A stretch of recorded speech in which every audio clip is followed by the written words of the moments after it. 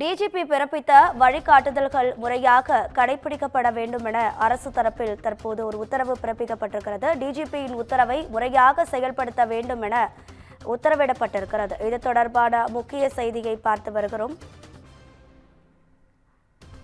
ஆர்ப்பாட்டம், போராட்டம், பொதுக்கூட்டங்கள் நடக்கும்போது டிஜிபியின் உத்தரவை முறையாக பின்பற்ற வேண்டும் என்ற உத்தரவு பிறப்பிக்கப்பட்டிருக்கிறது.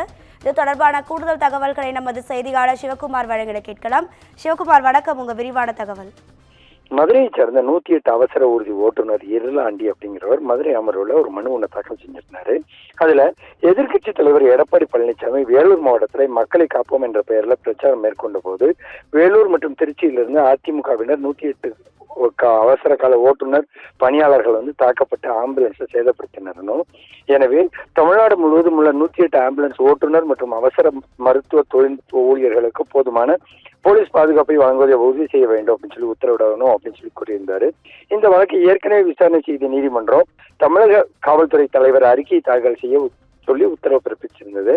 இந்த வழக்கு இன்னைக்கு நீதிபதிகள் அனிதா சுமத் மற்றும் குமரப்பன் அமர்வு மீண்டும் விசாரணைக்கு வந்தது. மனுதாரர் தரப்புல வழக்கறிஞர் ஹாரூன் ரஷீத் ஆஜராகி இந்த வழக்கில் காவல்துறை தலைவர் டிஜிபி பிறப்பித்துள்ள உத்தரவு தங்களுக்கு திருப்தி அளிப்பதாக தெரிவிச்சிருந்தாங்க. அரசு தரப்புல கூடுதல் குற்றவியல் வழக்கறிஞர் கோட்டைசாமி ஆஜராகி இந்த வழக்கு குறித்து காவல்துறை தலைவர் தரப்புல உரிய வழிகாட்டுதல் பிறப்பிக்கப்பட்டுள்ளது.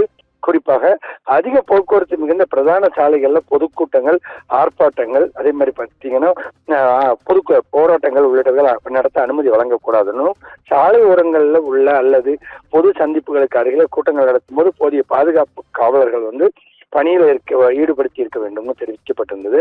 108 ஆம்புலன்ஸ்கள், தீயணைப்பு மற்றும் மீட்பு வாகனங்கள் மற்றும் காவல் மீட்பு பிரிவுகள் உட்பட அனைத்து அவசர கால வாகனங்களும் தடைகள் இல்லாமல் செல்ல முடியும் என்பதை முன்கூட்டியே திட்டமிட்டு உறுதிப்படுத்த வேண்டும்னு உள்ளிட்ட வழிகாட்டுதல்களை முறையாக கடைபிடிக்கப்படும் தெரிவித்தாரு.